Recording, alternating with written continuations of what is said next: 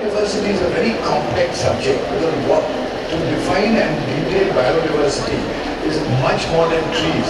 Because like I said, there's land, there is energy within that, there is water, there is waste of biodiversity.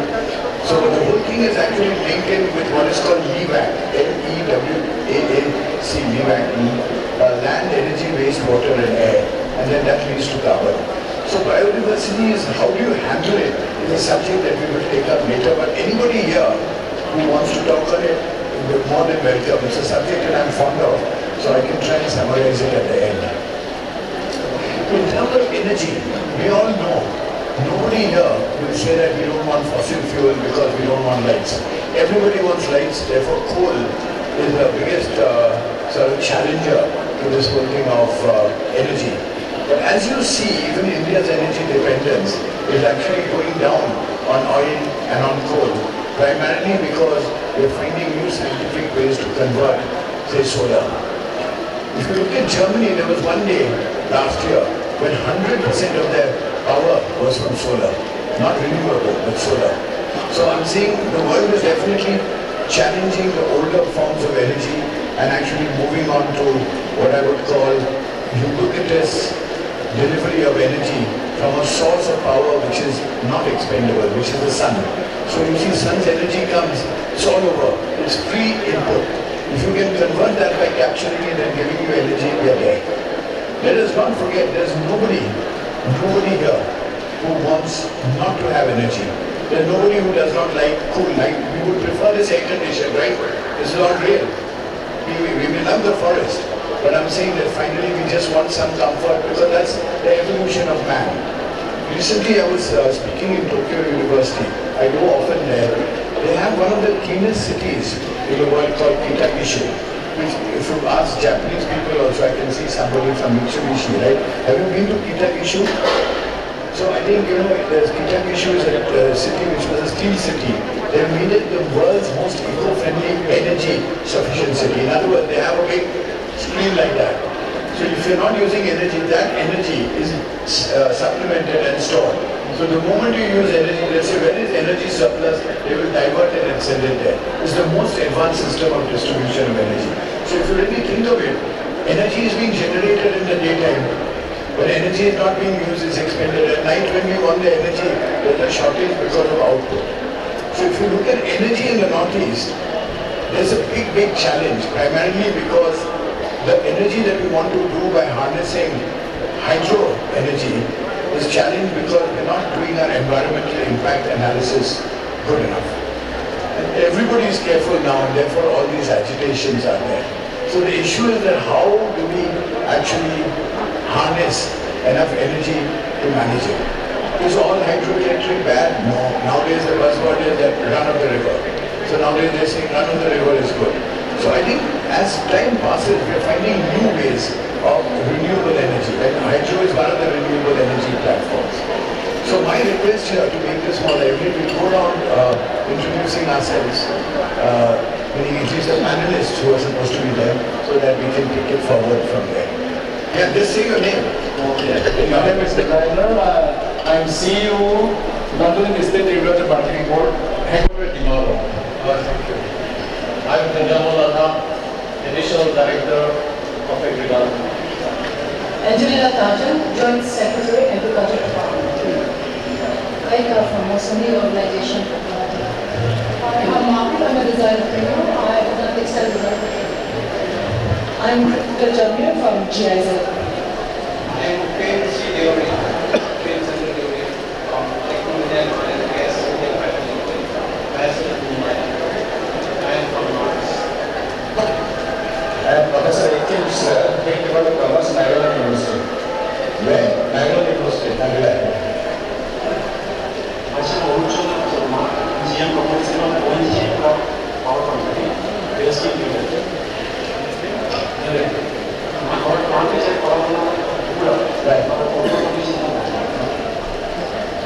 I'm Ram Patashi, I'm the CEO of Macro Technology Park. I am Vinaj Karvati, I am from India Foundation.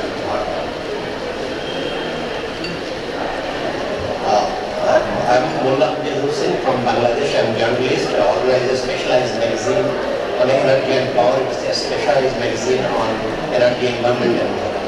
Okay, in chemicals, we work on solar power projects and other renewable projects based at Bangalore.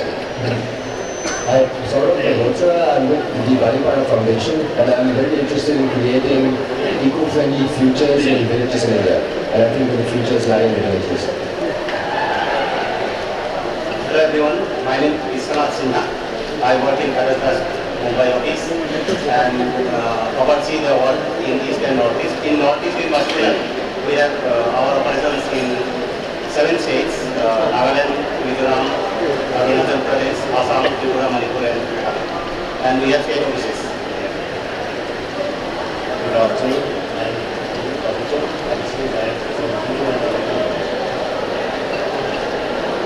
I am the Mission Director for Agriculture.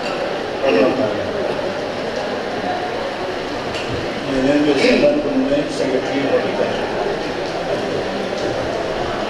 My name is Nizam. I'm a key member of Learning, Beekeeping and Honey Mission. My name is Peter. I'm from Highland Dawn Media. I'm Colonel Thoreau, team leader of Nagaland Bioresource Mission. Thank you, Mr. Chair. The subject is really enhancing shared energy resources and biodiversity. In the context of the connectivity summit itself, although the chairman said we should discuss it separately, but I think I'm willing to go together. When we're talking about biodiversity sharing borders, we're actually sharing everything. We're sharing our culture, we're sharing heritage, we're sharing environment, we're sharing our biodiversity, and every possible resource which is there with us. This is shared amongst the states and the countries which are bounding each other. Having said that, previous speakers in the morning session, they have all, in the context of Northeast, they have all clearly stated, or they have all mentioned the rich diversity of biodiversity of the entire Northeast region. They have also the rich natural resources that Northeast as for we are involved rich biodiversity as well as rich energy resources that Northeast has. But a lot of people have not been exploited as yet. We want it paid. When you're looking at the context of development as the chair rightly defined, the development means we have to fall back on our resources, there is no other choice here. And now we also mentioned that there has been certain advancement in harnessing our energy resources. We are actually also going into more renewable forms of energy like sunlight and wind energy, which is really not yet, I would say, practical in the Northeast as it is in the rest of India. When we are talking about, well, Ambassador Mukherjee said, he also specifically mentioned that when you are looking at connectivity, you also, your rich biodiversity which you have with you, it makes sure when exploiting it, that you do not kill the goose which lays the golden egg. So, being rich in our biodiversity, we have to now look at how best we can use this resource in a complementary manner. I personally feel that, you see, whichever energy resource you look at, or the biodiversity, the resource that you look at, end of the day, when you're looking at exploitation, it has exploration, I would say exploitation, we also have to look at sharing what we are doing in our platform with the neighboring states. For instance, if I'm harnessing water, either for agriculture or for energy, whatever it is, it has to be shared with the neighboring state. For instance, I know now there are issues arising, particularly in Assam, about the effect of the numerous hydro dams which are coming up in Arunachal. So these are matter of concern. It will not be concerned, they must be definitely matter of concern. Bhutan has also exploited their water resources upstream and become a concern downstream. So there has to be complete transparency, a lot of exchange of information. There has to be corporate impact assessment, what will happen in the state. And I find that is perhaps one aspect which, of course, is really not to do much with this work, it is the intergovernmental issue which they have to sort out. Then if you look at internationally, recently you find that China has refused to share its water data as far as Bhutan is concerned. Yeah, what would sharing of that water data mean to China's duty? I can't understand the issue there. Because I personally feel if there is some sharing of information, maybe as you move downstream, the effects of floods can be predicted to a slight extent and maybe mitigated to a slight extent.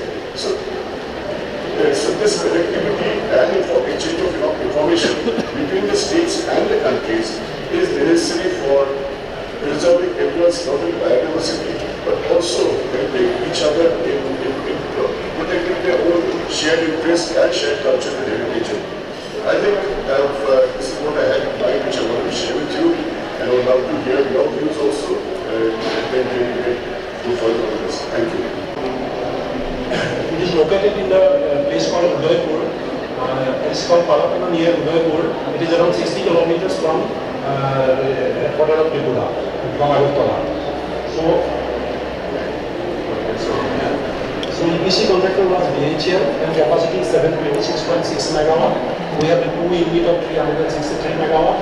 It's a ultra modern 9FM machine, high efficiency. It is around 56% machine efficiency.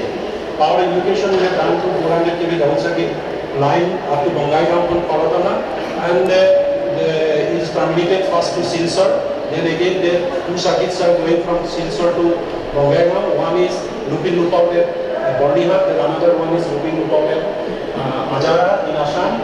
So all the states are getting power. 2 numbers of 130 kV lines is connected to the state of Tripura.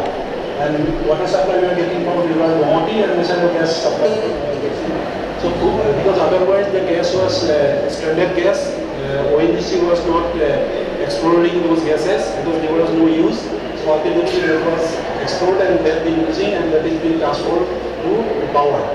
So fulfillment of power requirement of NER, then industrial development of NER, and open up new transportation route to northeastern region through Bangladesh.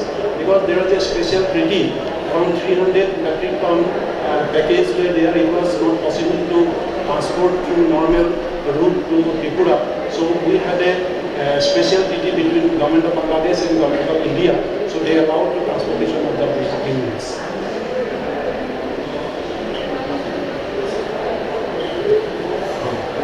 So this is a sustainable approach, basically social sustainability, environmental sustainability, economic sustainability. Basically, what happened, we are generating power at a lower cost. If you talk about this 3 rupees, cost is around 3 rupees, generation cost is 3 rupees per unit. Because of the higher efficiency machine, this cost is low. At the same time, because we are using gas, 9FA gas machine, so emission is very less, so that is environment friendly. We are not doing anything wrong to the environment, and this is the reason why gas power is called green power. And social responsibility, what we have been doing, we are doing CSR activities in and around the project area to upliftment of the underprivileged people or population. So we have received some of the awards and recognition from various here for data performance and data availability of the power. So use of natural gas as fuel. Basically, should I go through these slides? It's a good idea to all the slides. This like natural gas worldwide is number 20 is India, and production wise 27. And yeah, so we have uses. So optimization of the plant basically. So this is a combined cycle power plant, high efficiency, combined 2 cycle. That is one is for gas turbine and one is for steam. So this is 9FM machine. Because 9FM machine is very high efficiency. It is the latest design of General Electric company, and this is 56% efficiency. If we talk about other gas, open gas turbine, this is 35 to 42% only. So, yes, it's combined. Because we do not have, we cannot operate in open cycle. We cannot operate in open cycle. We have to run in a combined cycle. So this our emission is also very less. Whatever is given by OEM is less than that. So this is defining our so emission will not in different months. So flexibility operations, because a high ramp up and ramp down, because if coal you cannot come down, because in case of gas you can ramp up and ramp down. What Chairman Sir was talking about, because we are coming to that point, because there will be solar power during daytime, but your demand will come down. But during peak hours, your solar will come down. At the same time, your demand will go up. Because you have to have some of the instrument or mechanism or generation which come up immediately to match your demand. Basically. So therefore, when power is not used, you all don't generate, huh? Yes. You just shut it down. Yes. Oh, so you generate as per the demand. Basically, it depends. Because daily, that has to come, because there is a called technical minimum. One cannot come down from technical minimum, that NOx emission will increase. So the CRC is how much is NOx in SOx?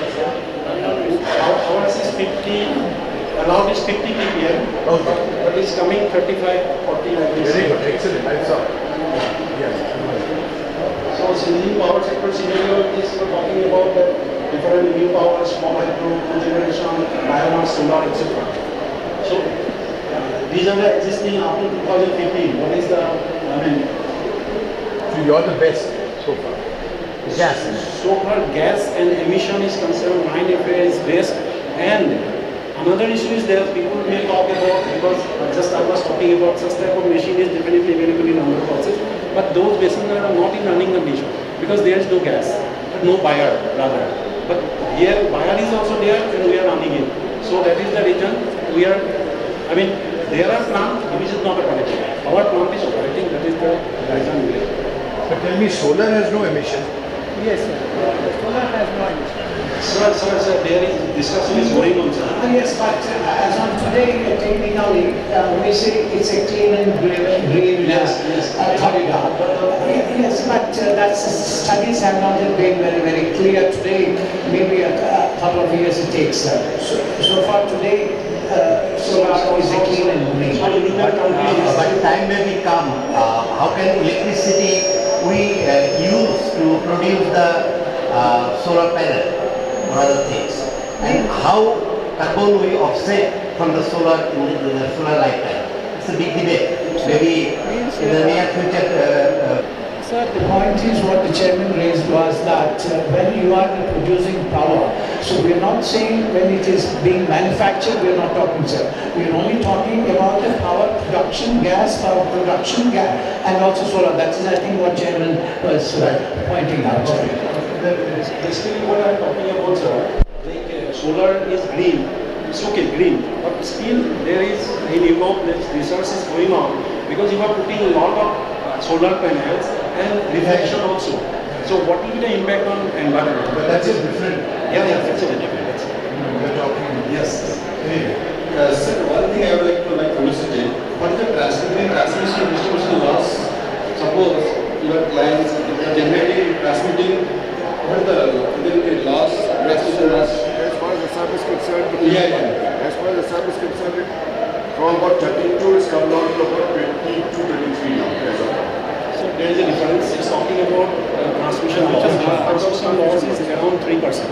And so for AT&TC loss, we are talking about AT&TC loss, aggregated transmission and commercial loss.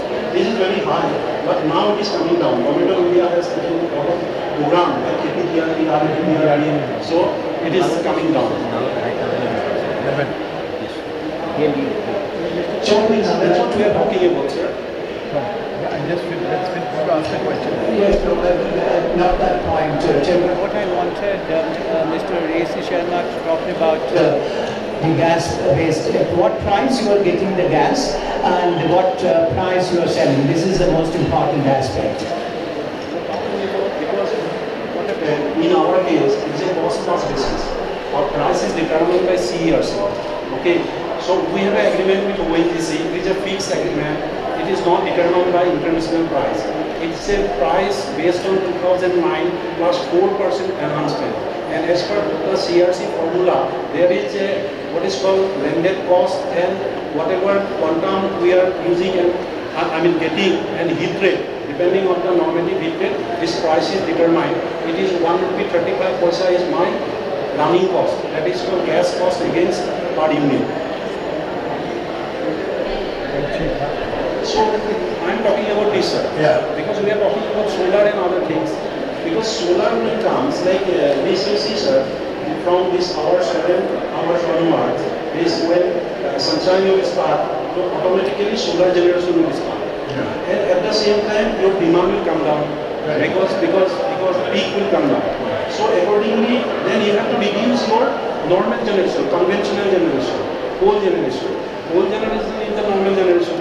But at the same time, it is not that easy to reduce the coal generation, and because it takes time. Because coal, if you start, then it takes time, because we have a slide also how much time it takes. Okay, sir. So this is the issue. Then there is, we have to take up like this camel back this year. Flexibility to reduce the power generation and enhance the power generation in terms of combined cycle, it is less than normal gas turbine, single cycle gas turbine. So you have that binding in the Palatana power plant. Not exactly that, sir. We can come down 55%. 55% my installed capacity, I cannot come down below 55%. Because then my exhaust will be more, then there will be environment guideline and other things. Yes. So this is what then we are talking about hydropower balancing, because hydro you can run in the what is called during peak hours also. You can start the machine very fast. But issue is that hydropower, how much time it will take? Because we are talking about 2022, we are adding a lot of solar.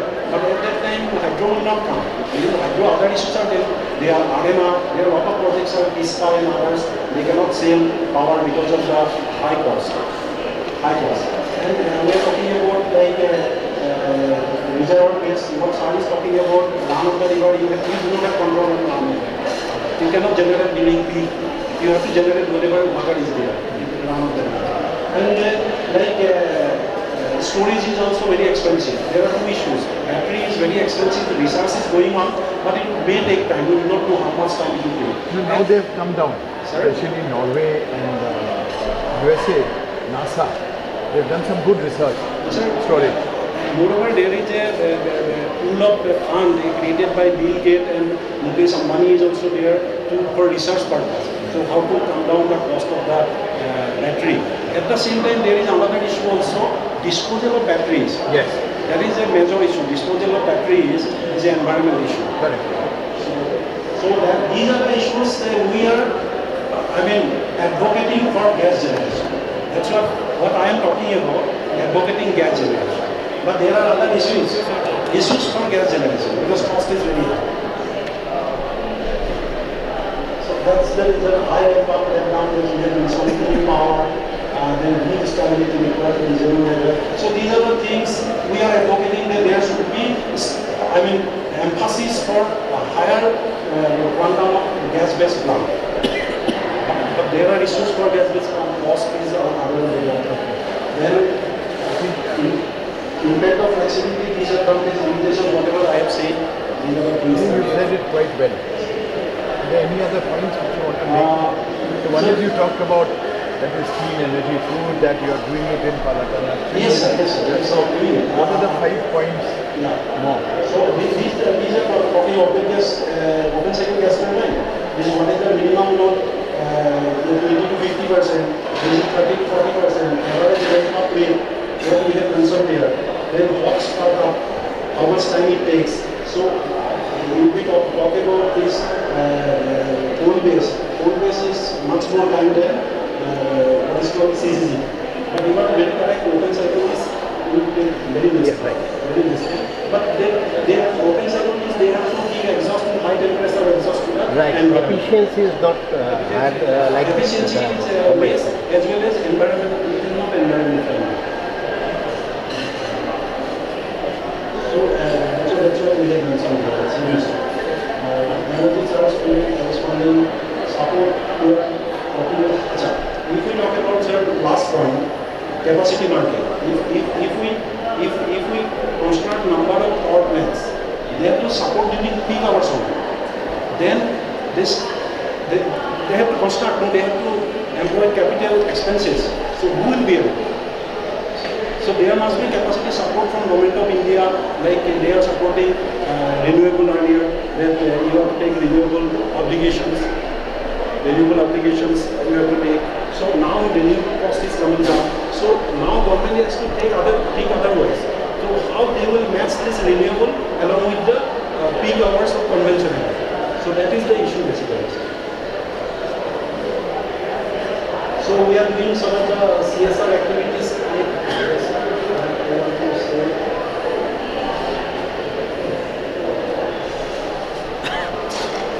So we are doing CDM also, Clean Development Mechanism. We have earned in 1 year 17 lakhs CER, certified emission. Yes. So it is registered in UNFCCC, but now the price is very low because of the issues and all. So these are CSR activities we are doing as per the whatever profit as per the government guideline. So we are doing in and around the project from this.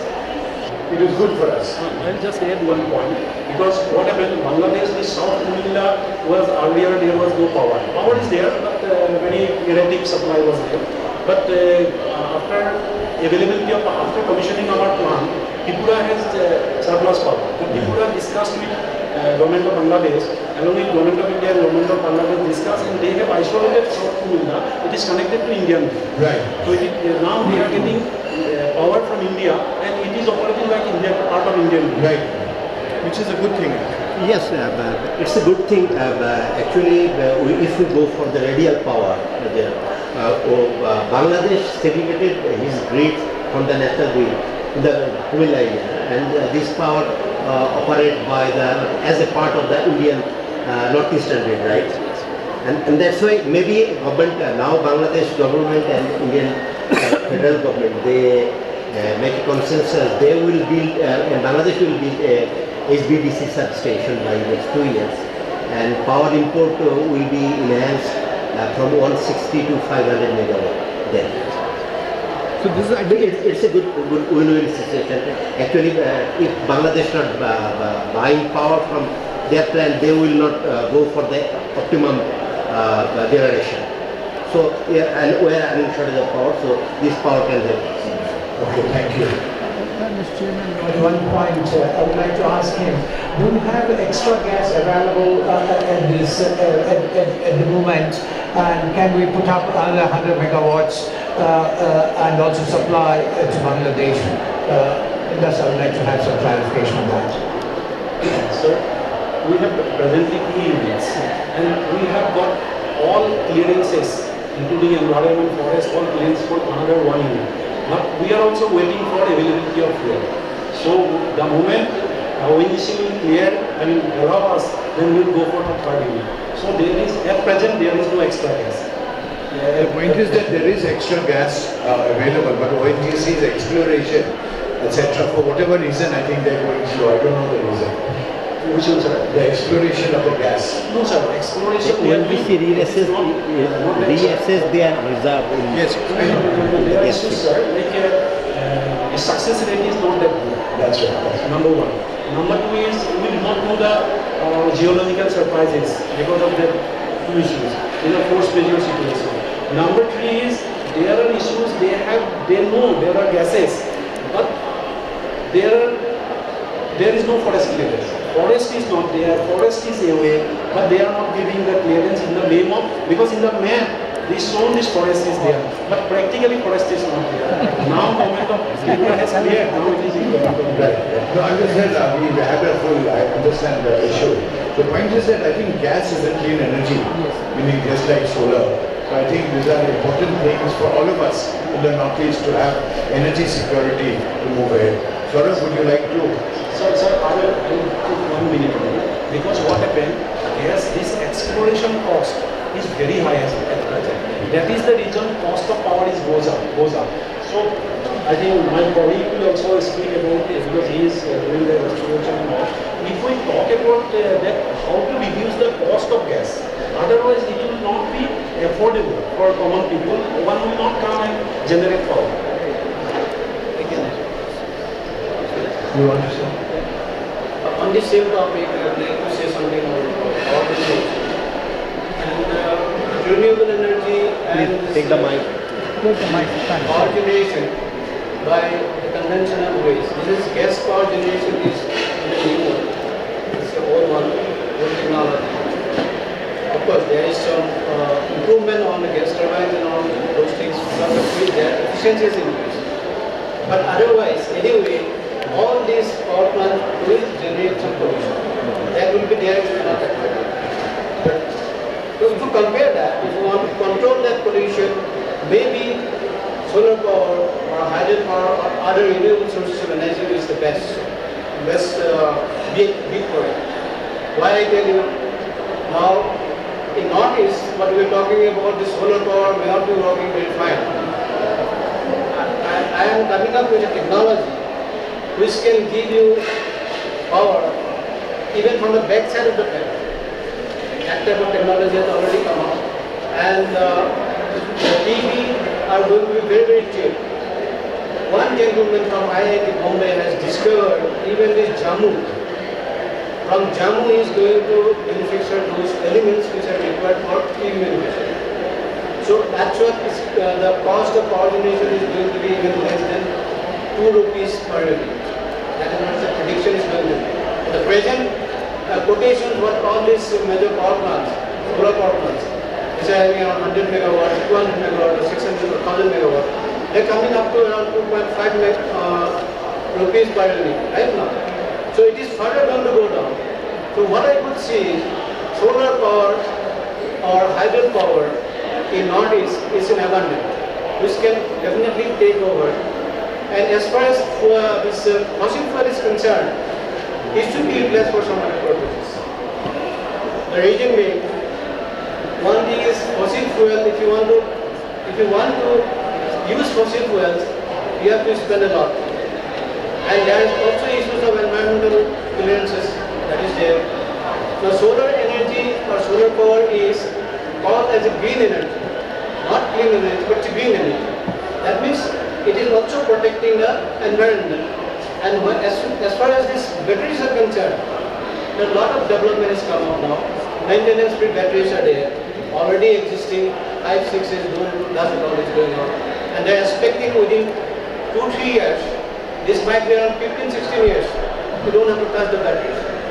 So with that developments and all those things, what I could see and what we should encourage is non-polluting type of energy sources. And these are renewable energy sources. Is it the infrastructure because of which this is going on? Is it the infrastructure which this Naga refinery, Naga paper mill is going into the doldrum, losing it? What it is? Now this Tuli refinery full of raw materials.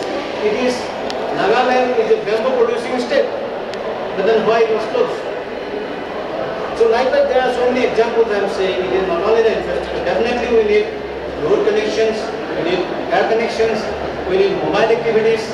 All these things are required for our comfort. But at the same time, we must think of, as we are talking about biodiversity here, we have to protect the environment. That's one of the primary things we should keep in mind while we develop any industry. So you have mentioned that your company has some policies for environment protection. You are already. Yes, sir. I can just share it. Yes, share those. I can show a slide. Yeah, you can share those.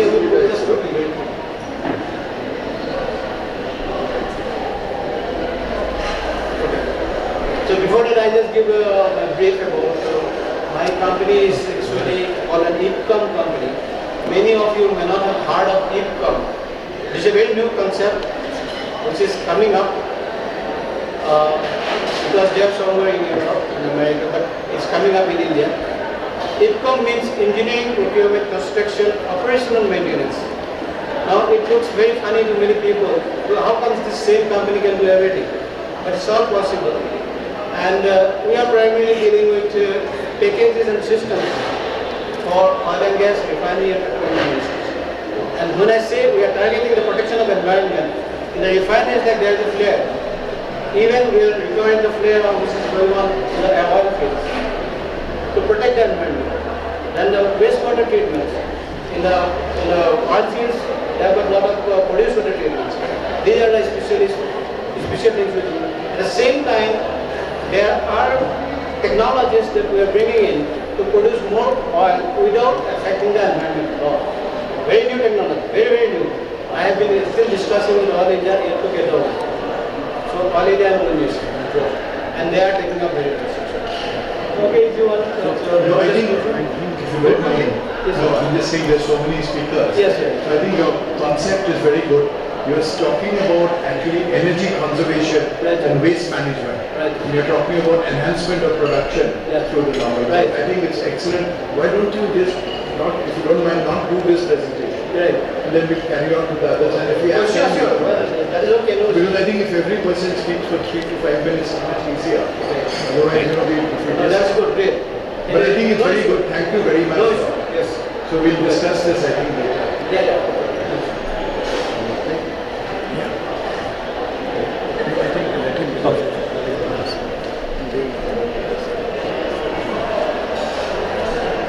Hi.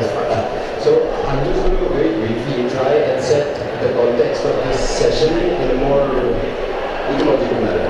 Like, how do we have things that are more community inclusive, and how do we have things that are more eco-friendly? And I think that is definitely safe to say as of now that solar energy is eco-friendly, and that gas energy is eco-friendly as compared to other types of fossil fuel, but it is definitely not carbon neutral. And I think if you look at economic nowadays, the common thing that we're all forced to choose between either development or saving our natural assets. Saving our natural assets or saving our biodiversity. What we jointly need to brainstorm on and promote through means of this forum is that this need not be a choice. Is that development and saving of the natural assets as well as biocultural diversity is a process which can actually go hand in hand. That brings me to the next question of how do we address and assess the nature capital worth of our ecology and of our ecosystems. Because that is only when we can actually give a value to our biodiversity and actually promote that we say. Putting that in context, I was actually quite interested to see that there is a point here on community involvement. And community involvement in the whole process of harnessing energy and harnessing biodiversity as well as saving our biodiversity. And I think that this community involvement process is the most important process when we think about economic development in the future, as well as if you want socio-economic development. And I think the talk of economic development, we always forget that we are a country with billion people. And this economic development is not going to make sure that they're all happy. And the ultimate goal is to have all those billion people living in a more or less good and eco-friendly manner. This is why community participation is key to any future energy projects, is absolutely key to any future biodiversity conservation projects, and that is also key to the success of projects involving connectivity, tourism, etc. I'll just give you a small example. So what is happening in Costa Rica is that the government has actually initiated a scheme where there are solar plants being run by the community. So it's a joint venture between local communities as well as the government. And the local community invests in a very small way, and the government is actually buying the solar energy from the community. So you're actually creating an eco-friendly energy as well as benefiting the local community who've got all the space to have a solar power plant. And things like that, in Assam, there might be governmental regulations against that, but things like that are happening. There is a biogas plant close to Baseport, which is actually a huge chunk of it is actually the raw materials being supplied from the local communities. So I think that like community involvement in biodiversity conservation, thinking about how we can improve lives in the villages as well as conserve